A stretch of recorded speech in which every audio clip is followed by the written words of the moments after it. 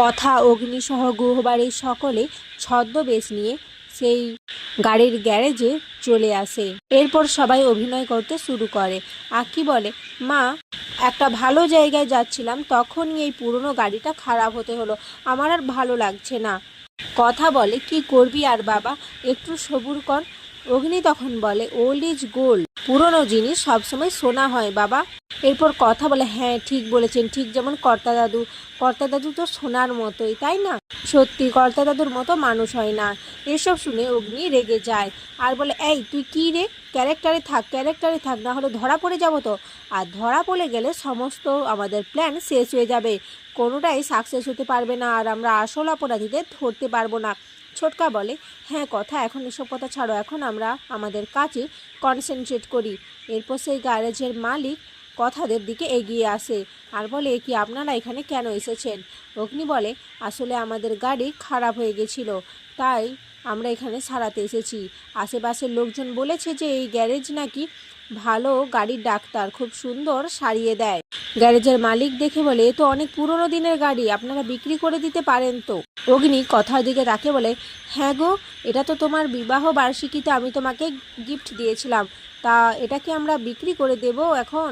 কথা বলে, হ্যাঁ তোমার যা মনে হয় সেটাই করো, আমি আর এতে কি বলবো, ছেলেপুলেরা যা চায় সেটাই করো।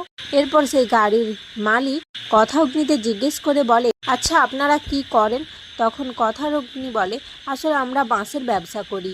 যেটা শুনে সেই লোকটা তাদের সেই ব্যবসা সম্পর্কে বিভিন্ন কিছু জিজ্ঞাসা করছিল। এদিকে অগ্নি দুজন লোককে বসে থাকতে দেখে, যাদের দেখে ওর একটু সন্দেহ হয়।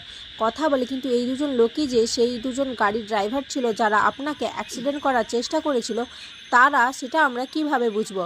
অগ্নি বলে, দাঁড়া একটু ওয়েট কর, একটা প্ল্যান এসছে আমার মাথায়, আমি ওদের কাছে যাই।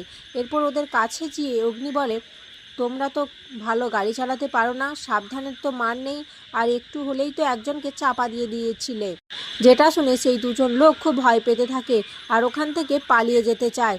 তখনই ছোটকারা এসে ওদের ধরে ফেলে আর দড়ি দিয়ে বেঁধে দেয়।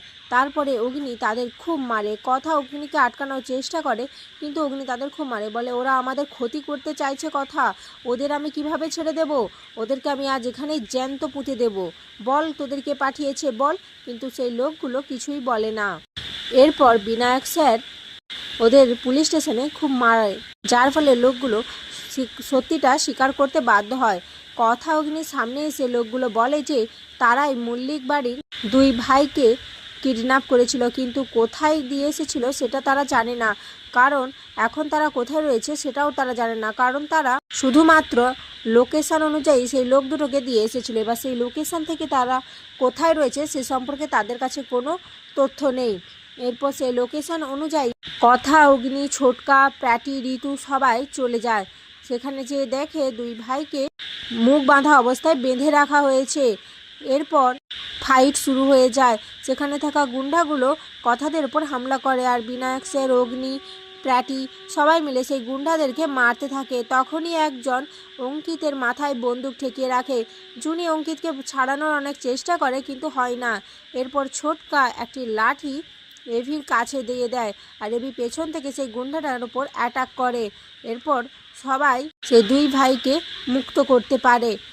বিনায়ক স্যার বলে, আমাদের এখন এখানে থাকা সেফ হবে না, আমাদের এক্ষুনি এখান থেকে চলে যেতে হবে, আর এর পরের টার্গেট হচ্ছে এই দুই ভাইয়ের থেকে আমাদের জানতে হবে আসল রহস্য। কথা বলে, আমরা খুব তাড়াতাড়ি পৌঁছে যাব আসল মাথার কাছে। আর এখানেই আজকের পর্ব শেষ হয়ে যায়।